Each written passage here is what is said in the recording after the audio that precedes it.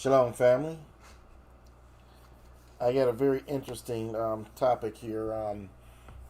It's actually about subliminal messages in movies, but I want to talk a little bit about this movie, Leave the World Behind. And it's very interesting, some of the things that they will put in movies and some of the things that they will actually show you. But I want to take a moment and greet everyone in the name of Yahuwah. Hallelujah. It's not often that I get to come before you like this, but hey, to Yah be the glory that I'm able to do it now. So, as you can see what this is about, it's titled Subliminal Messages in Movies. Leave the World Behind. The movie Leave the World Behind. Okay. I want to say this to you, and I've been studying this subliminal thing for years. I mean, we're talking about, more than, I want to say closer, more than 30 years I've been studying this subliminal thing. When I first found out about it, I was shocked. And I started getting books about it. And I've read and seen quite a bit of information dealing with this subliminal information. Let me see if I can raise the mic up if it'll make it a little better. Okay.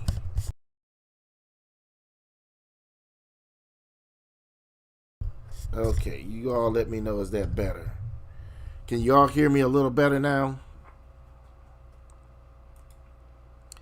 Can you all hear me a little better now?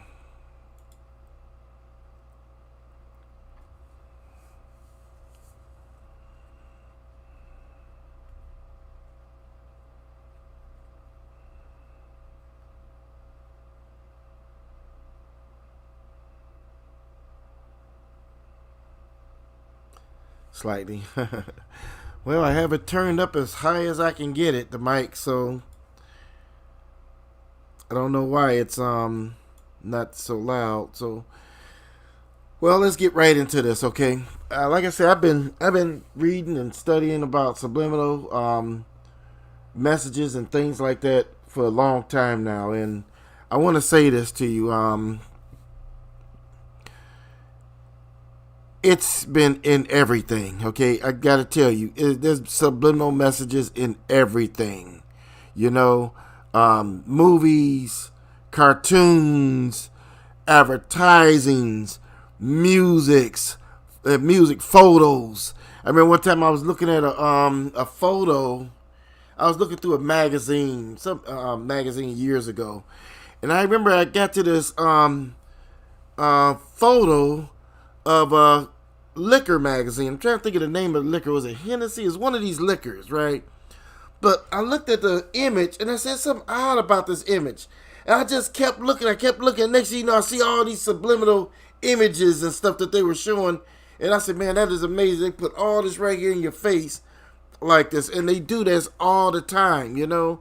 It's been in movies. Like I say, so many movies. If you take your time and really look at a movie closely, start looking at the images that's in the movie, look at the things that's being said in the movies, you'll see it's right there, what they're trying to show you, what they're trying to say to you, you know.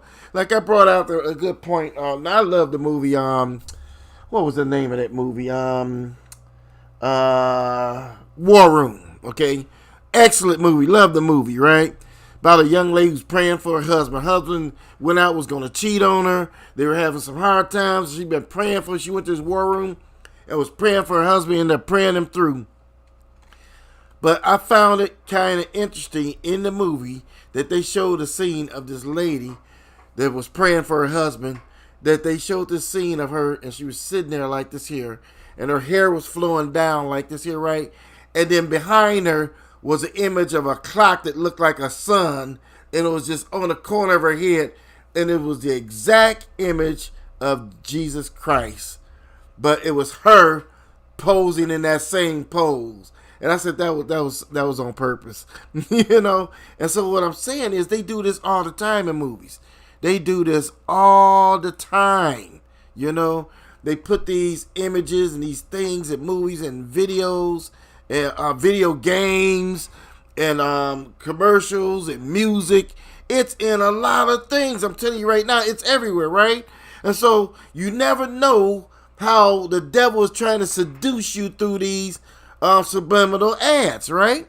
So watch this, right? I'm going to read to you what it means to be subliminal, okay? This is what it says. It says, when it comes to advertising, subliminal messages occurs when an advertiser tries to use images or sounds to influence the audience without viewers being aware of it.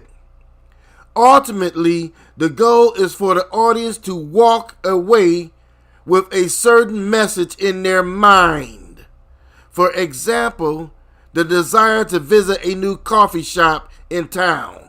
So in other words, it will have these messages in there to cause you to want to buy popcorn or buy or eat goodies or to obey or to all of that kind of stuff. It's in the movies, right? Now I know some of you seen the movie years ago, They Live. And I talked about this before about the movie They Live. And he put on his sunglasses, and we put on the sunglasses. You can see all these subliminal messages all over the place. And it was saying things like obey, be obedient, and just all kinds of things, you know. And so this stuff is real. It's really going on. It's in the movies. It's in the music, okay? So my wife did this video earlier about the movie Leave the World Behind. And it was very interesting, you know, the video that she did. And the comments that was below, there was one person that left a comment. And the person is Sharon Boston 9087. Okay. Well, I want to let's read the comment that the person left here. It says, in the beginning of the movie, before the white couple goes on vacation, the clock behind the man's nightstand shows 6. The cup has 6, and the wife's clock on the nightstand says 6. So the man's nightstand shows 6. Clock on his says 6. Hers says 6, and the cup said 6. You get 666. And then I noticed this one too, the 1619. And I'm going to show you what I think that's about, right? 1619 on the radio station is the date of slaves brought to Virginia. Another hidden gem was the name on the oil rig on the beach called White Lion. That was the name of the slave ship that docked in Virginia with the slaves in 1619. Interesting, huh? And the old art in the house of the well-known figures during slavery. The basement where the black father and daughter stayed in their home was made all of all wood to look like slave quarters, and the black man and his daughter were the rich owners. The white son's shirt said obey, and the sister's shirt said NASA. I picked up on that one too. And the plural on the wall, the mirror on the wall in the bedroom where the white couple slept, the water was rising during different scenes. And so now let's dig into this. Okay, so that was pretty interesting. That Sharon Boston 9087 was able to see a lot of those things. And you see this stuff all the time in these movies. Trust me, they make sure they put these little symbols and signs and words and messages in these movies and things that you watch. So now I want to bring out one thing that I picked up in the movie, right? And it was the bedroom thing. I picked up on it. I said, this is interesting. Now, first of all, they're showing you all these different things that talk about slavery, okay? The 1619, right? The White Lion, right? Well, I thought it was very interesting because I picked up on it. So this guy, right, he decides to go back to his home because some crazy stuff was going on. He was renting this house out. I think it was probably like an Airbnb, a vacation rental. And so he lived in another place. I think he had a high-rise apartment that he was staying in. Really nice. He was apparently living kind of rich, you know. And so he decided, man, I'm going to go to this house that I have here. And I know some people are renting it from me right now. But I can't go to this apartment. Things are getting crazy out here. It's blackout. I'm going to go to my house where these people are renting from me, right? So he goes to the house, they open the door and he talks to him basically, and this is a spoiler. He talks to him and he basically lets them know that he's the owner. He's a black guy and his daughter's with him. And you got this white family, right? Husband and wife, son and daughter, they're sitting there and he's like, I'm the owner of this house, right?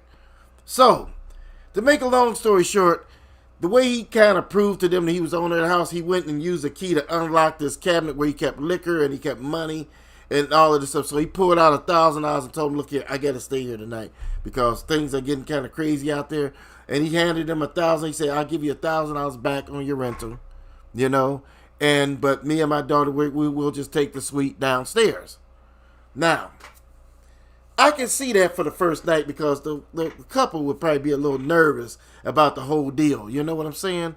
But after that night, and they really realize that he is indeed the owner of that house, and some things are going on in the world now, with all this stuff going on in the world, you mean to tell me you're going to continue to sleep in the lower quarters while the white couple slept up in the master suite?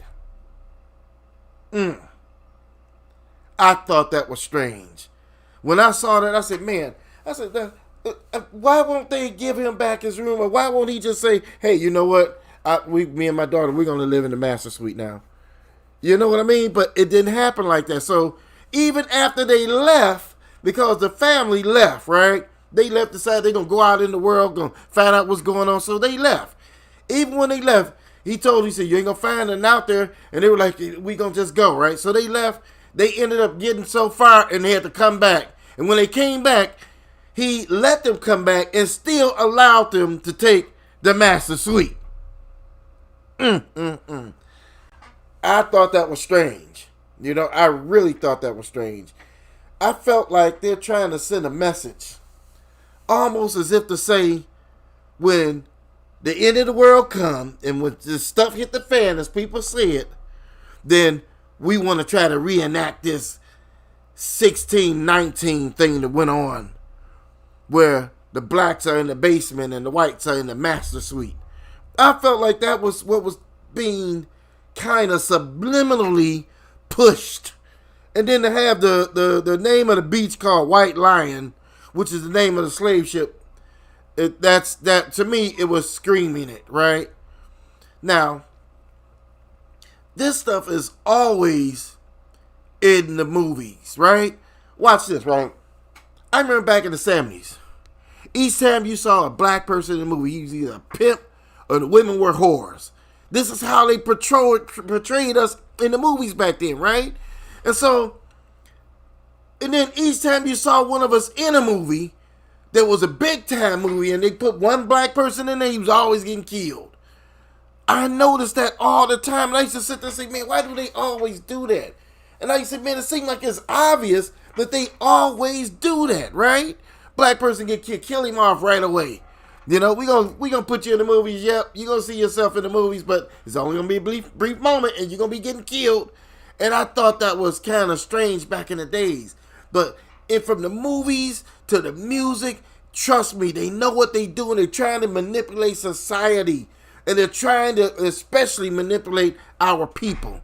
And this is why they put these things in the movies like they do. Now I find it strange that every movie, just about every movie, but every it seems like there's so many commercials. Why is it you can't find black couples in commercials now? You usually see mixed couples in commercials. I mean, I want to say 80% of the time, the majority of the time, you always see mixed couples in these commercials.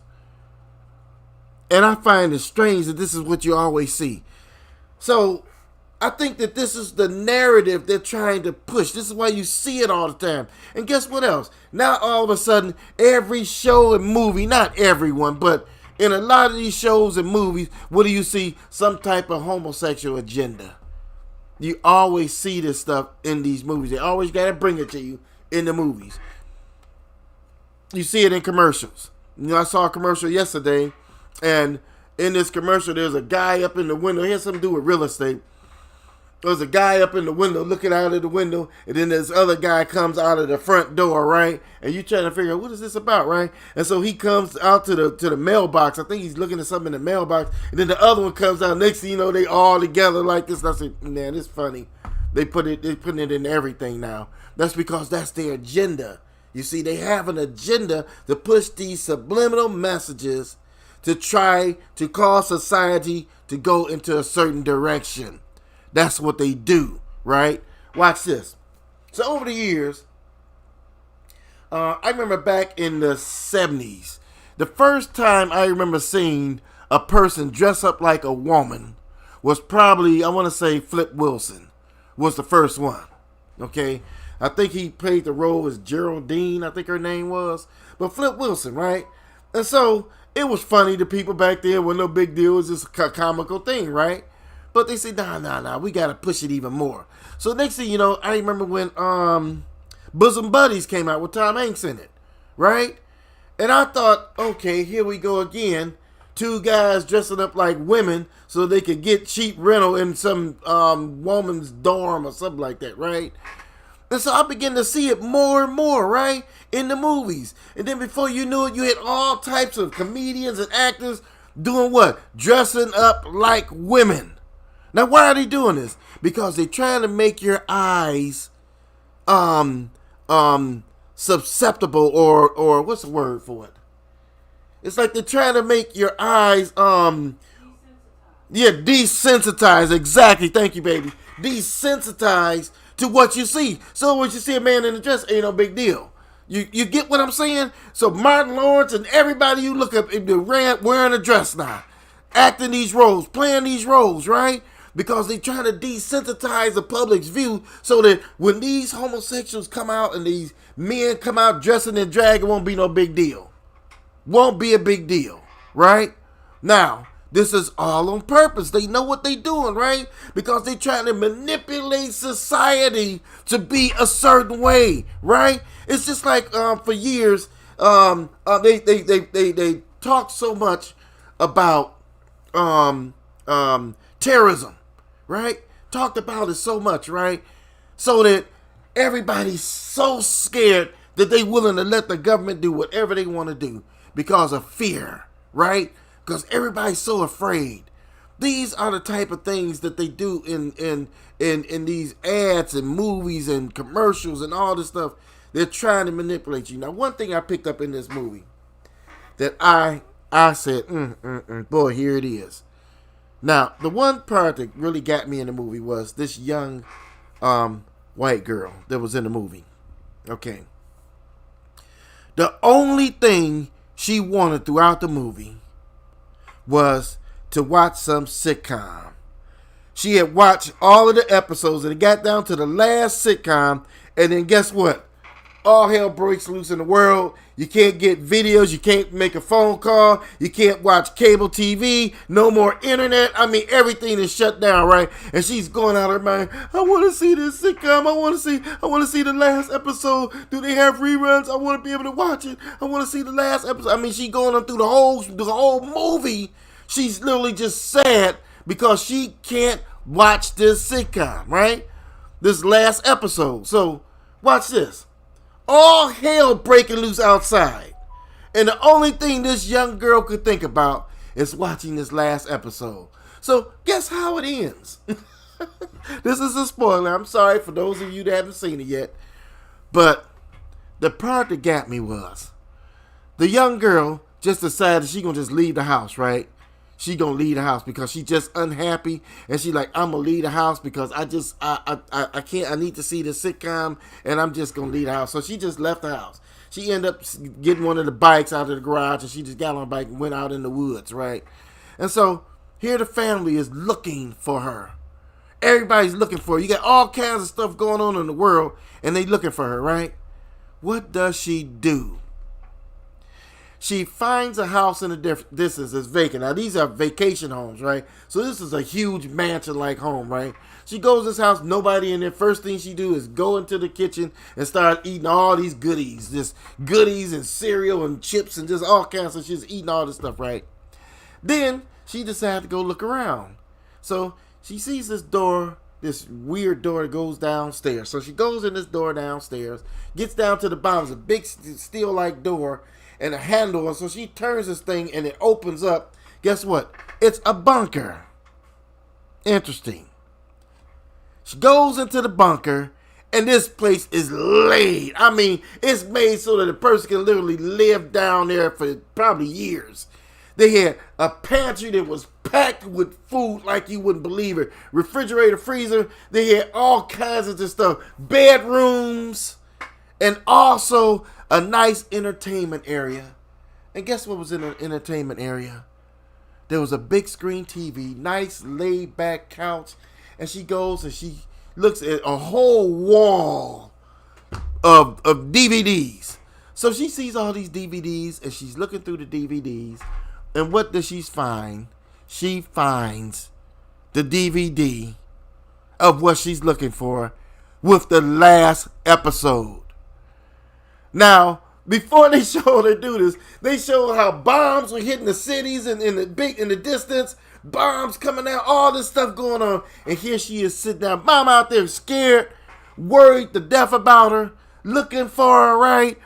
Here she is in the basement. And the only thing she can think about is watching. She puts the DVD in and the movie goes off with her sitting up there just like this. She's like.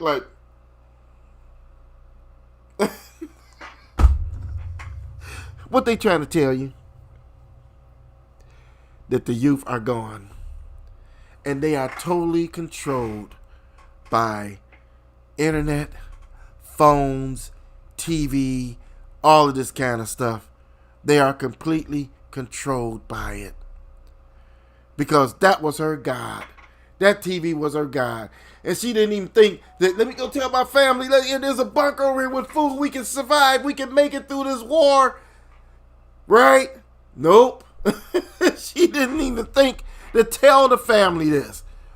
She just, in her world, right? And it went off like that. And I sat there, I was like, man. Man.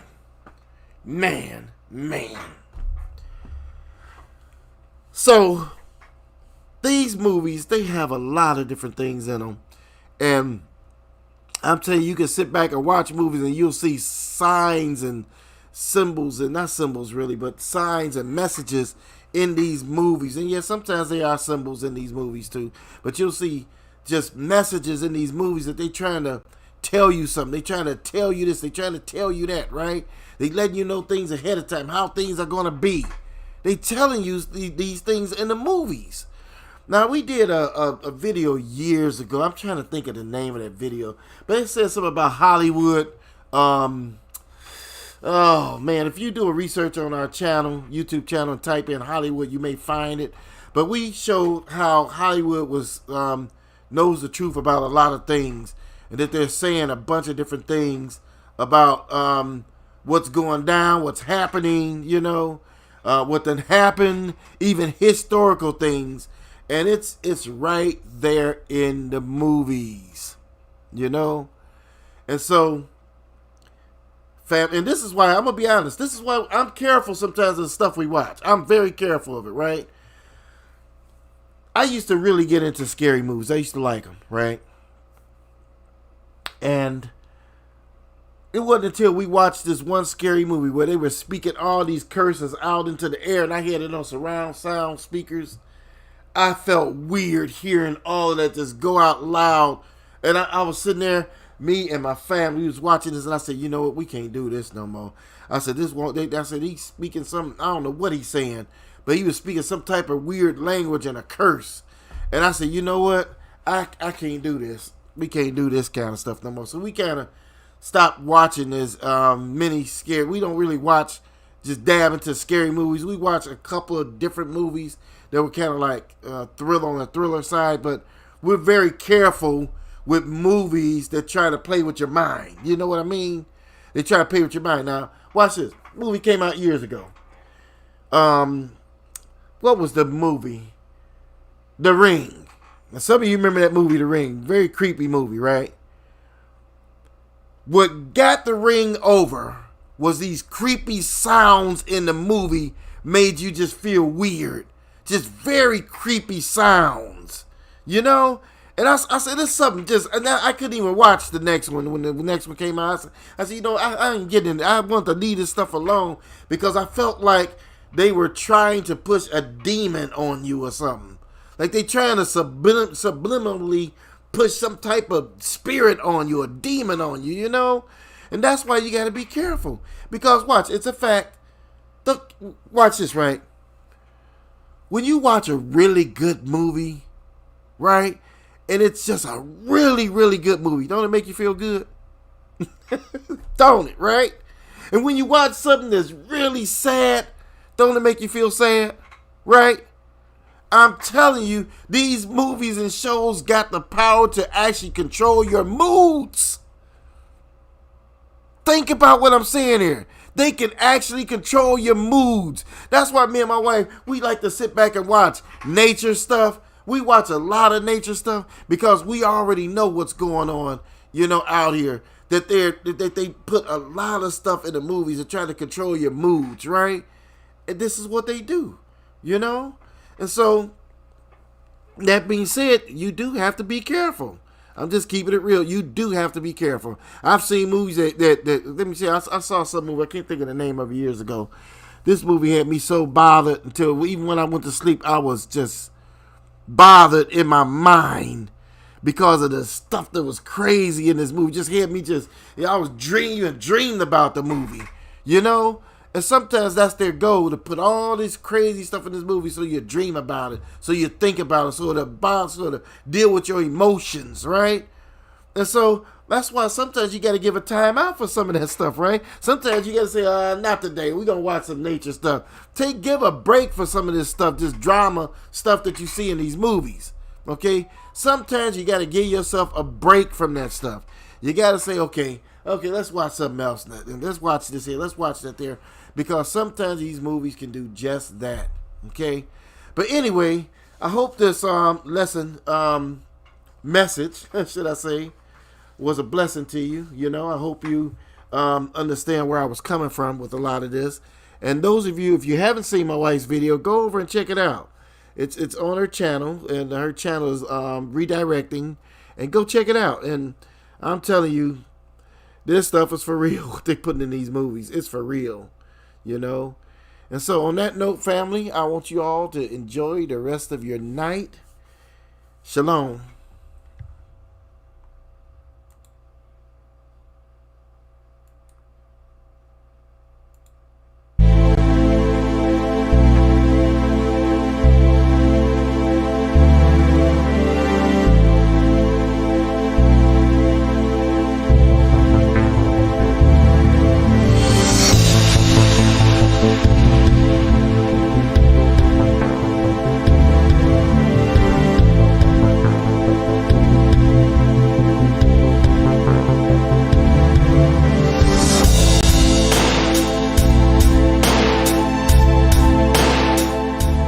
Be sure to ring the bell to be notified of new uploads on this channel, and also comment, share, like, and subscribe.